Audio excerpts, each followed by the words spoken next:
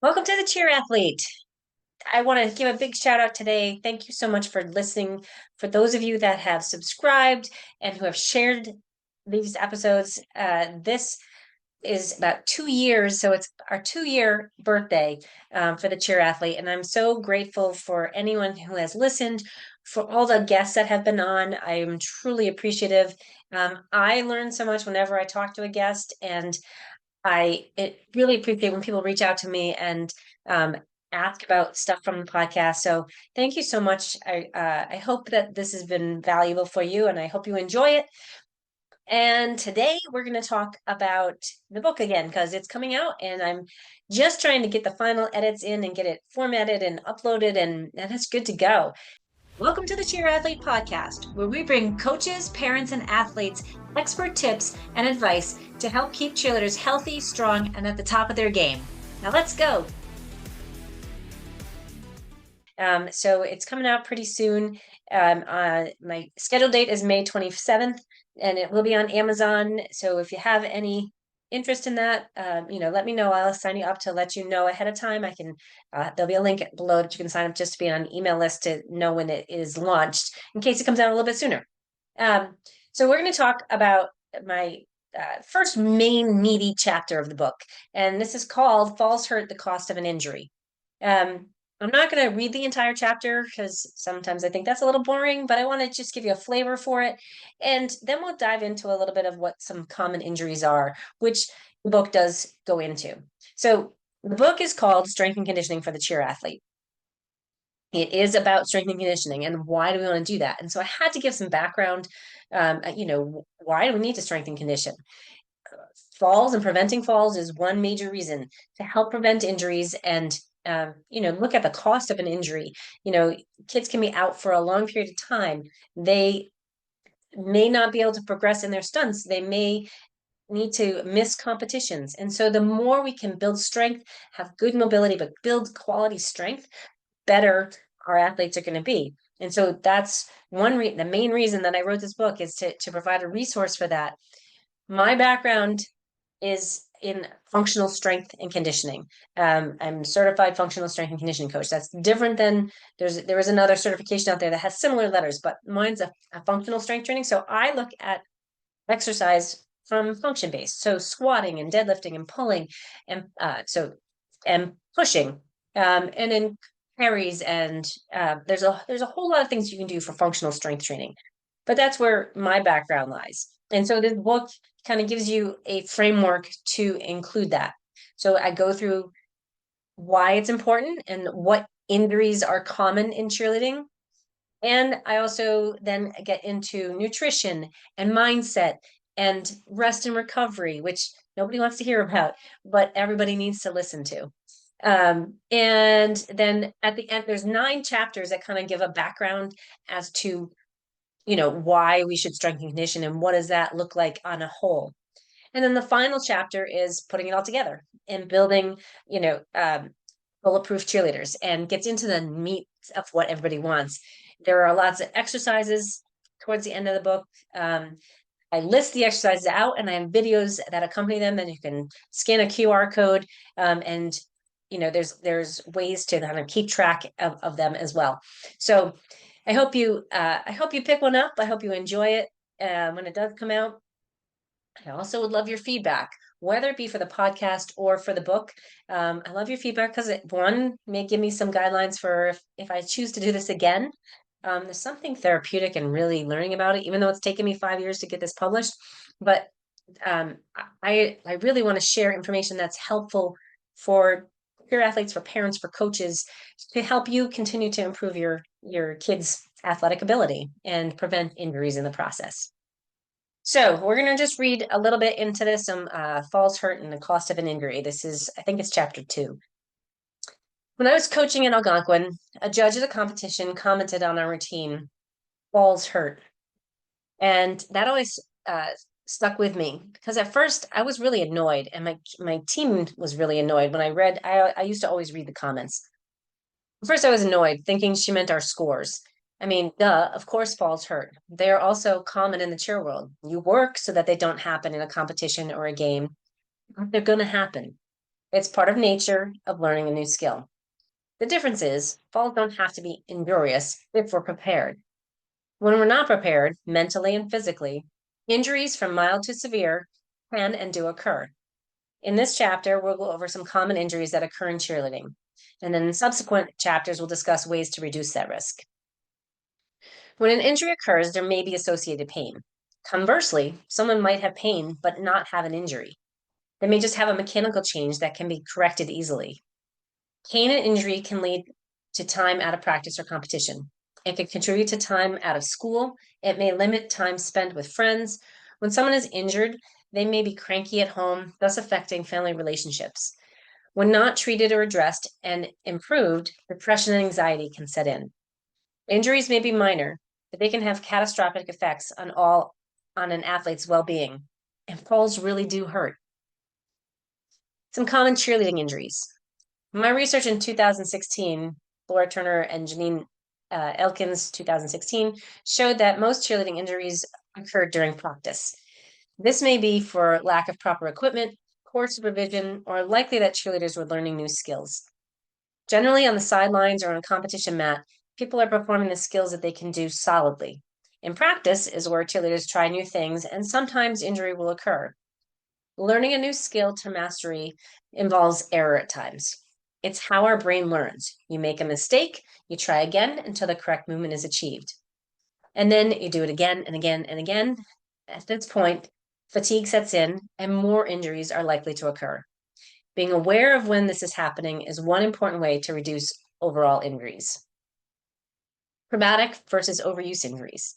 There are two common ways that injuries occur, either by a traumatic event, such as a fall, trip, or a collision, or due to overuse.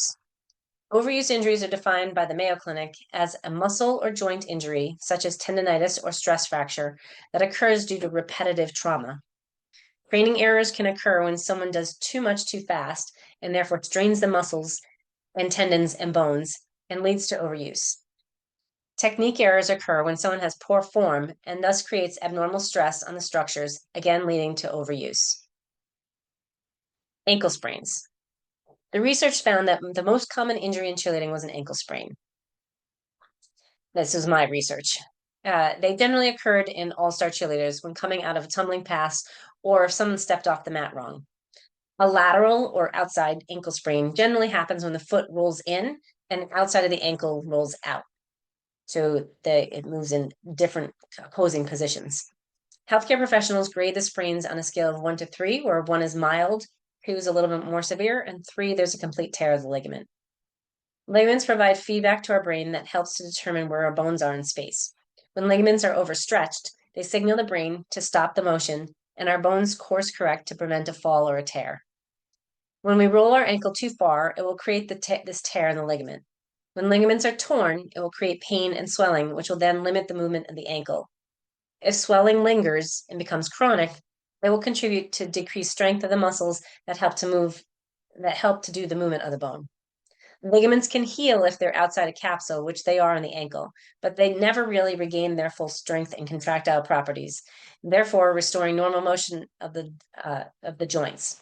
Increasing the strength of the muscles to help support the ligament function is crucial to preventing further injury. While someone might be able to shake it off after a mild sprain and to continue practicing, it's still important to work on restoring that motion and strength. When the rehab isn't done after a sprain, it can lead to a compensation further up the body, such as the hip and the knee. If this person is a flyer, they may have difficulty holding single leg stunts. If they're a tumbler, they may have difficulty landing a pass. If they're a base, they may compensate by stepping out and losing their balance just a little bit, which we all know can lead to other people in the stunt's demise. After an ankle sprain, an athlete may be able to continue to practice or perform, but initially they may need to wear a brace to allow the time to heal. As a joint heals, pain decreases and swelling goes down, and a brace may not be needed. It's not uncommon to re-injure a ligament, and usually the subsequent time is worse than the first.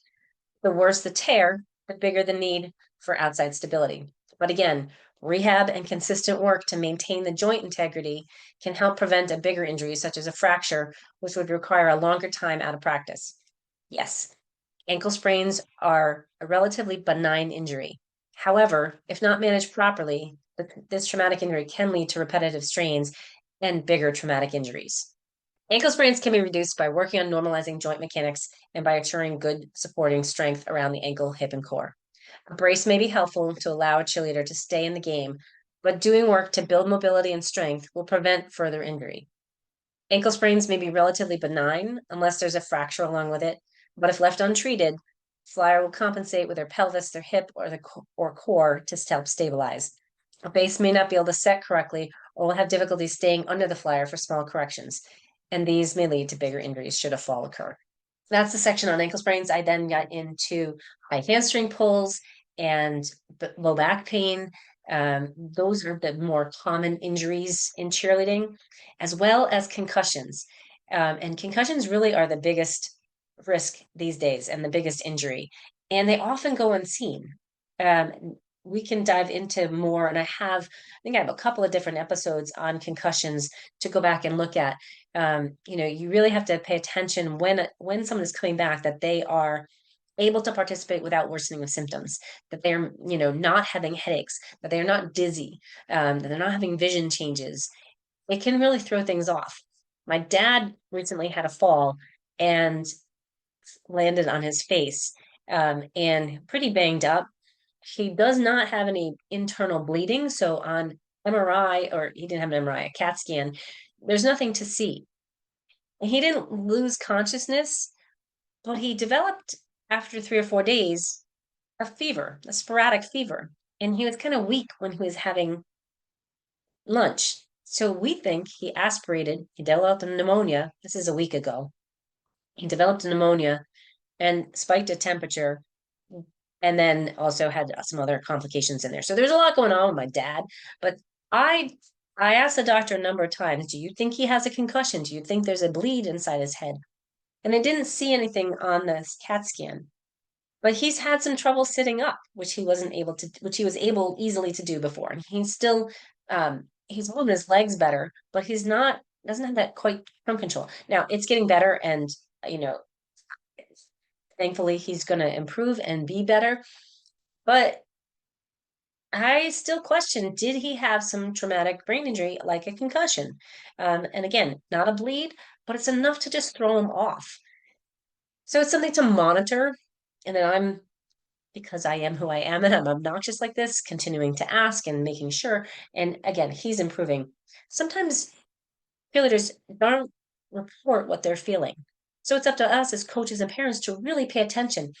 Is their behavior off? Now, is their behavior off because they hit their head, or they came down and really had a little bit of a whiplash injury as they landed a cradle? Or if it's a base, did they come down and they get clunked in the head and kind of just ignored it? Are they having top of the neck pain? Are they having intermittent headaches? Are they spiking a fever? Because there can be neurogenic headaches, which is something I just learned about this week. Looking for symptoms that have off behavior is really important when you've had a concussion, but it's also really important when somebody may be having some pain and just not telling you. Talked about this before, and I'll talk about it all the time. We have to be open to our athletes coming to tell us if something doesn't feel right. If they're not feeling good, and they're just muscling through because suck it up, you'll be fine, they're setting themselves up for further injury, which may limit their career on a whole. It may create chronic pain on a whole, and they're also putting their own teammates at risk, because if you don't feel good, if you're having pain that's stopping you from moving or not allowing you to move normally, it sets somebody, your body's not going to react the right way. And then you could drop a stunt, you might come and step down out of a stunt. There's a lot of things that could happen. Now, it's my job to create the catastrophic chaos that potentially might go with an injury. This doesn't have to happen. It can happen. So it's just important to be aware of it and not overstress it. There is some pain, if someone has manageable pain and it's not causing them to, just tweak a little bit, have at it, go for it. They'll know their limits, but we have to be open to accepting and understanding, like, hey, my ankle still hurts after rolling it the other day. Do you think I need to do something? The correct answer would be yes. check in with your doctor, go see your physical therapist and check out your movement. If you're a coach, learn a functional movement screen so that you can do it and you can say, hey, your movement looks pretty good, but you have pain with this one. So yeah, you should go get checked out. If you're a clinician, then learn how to do that and assess them too. Um, I never like to assess my own kids, when I was coaching. I don't like to do it with my parents. I'm particular about my parents, so I'll be hyper vigilant when they're under other people's care. But we can't, it's like working with your own kids. Like, you just can't work with your family. But you certainly can refer them out. So please be diligent about that. Injuries don't have to be catastrophic. They don't have to be career ending. Um, and even something like an ACL, which will take a year for them to come back. Like, it stinks and the athlete is not happy. And because the athlete's not happy, parents aren't happy. And because they're all out, coaches aren't happy and their teammates are unhappy. It's a long haul. It's a very catastrophic injury, especially for a teenager who is missing the last year of their season, their high school career. But it's not the worst thing in the world. And I think that's important to remember, like, hey, you can come back stronger. You can be even stronger and be better at stunting, whether it be an ankle sprain or an ACL injury, whether it be a concussion. Like, let things heal, do your work to make things feel better. And then when you're ready, we'll build you back in and things will be there. I know that's really hard in the middle of the season to go with that process, but it's super important. One reason I'm releasing this book at this time of year is because I know this is transition time, right? We're coming up again. I'm a high school and college cheer coach, or I was. So I know the seasons for that. We've just finished college nationals. College tryouts are happening right now. I know All Star, I think they had Worlds this past weekend, and Summit's coming up soon. But the end of our, cheer season is coming in the next couple of weeks. And then you get into the off season, and that's when you need to strengthen condition. You need to, if you don't get this book, it's fine. There's no shade. It's all good. Find someone to help you train your athletes to get stronger, use a good program to really build up strength and conditioning so that through like that should be the focus through the summer. Have the choreography at the end of the summer. Build on that through the year. Get them good and strong and recovered from any injuries. Give them time to let things heal and recover, and some time off from doing repetitive strain like stunting and tumbling, and build that strength up. Then now is that time. It's important to do it through the year. And in another chapter, I talk about periodization and how you can ramp up and ramp down and how to change that around. But hardcore workouts and just strength and conditioning should be happening now in the summertime. So I hope that lights a fire. Start to think about what are you going to do starting in June, from June till September, to build strength and build conditioning and make sure that your athletes are ready to go and they have the abilities to be able to progress. I hope you have a plan in place. Thanks for listening. Thanks for listening for the last 2 years. Happy birthday to the cheer athlete. And I say this, I said this at 100 episodes, like, wow, like that's the longest I've stayed with something like this. So I really appreciate you listening and the feedback I get through social media.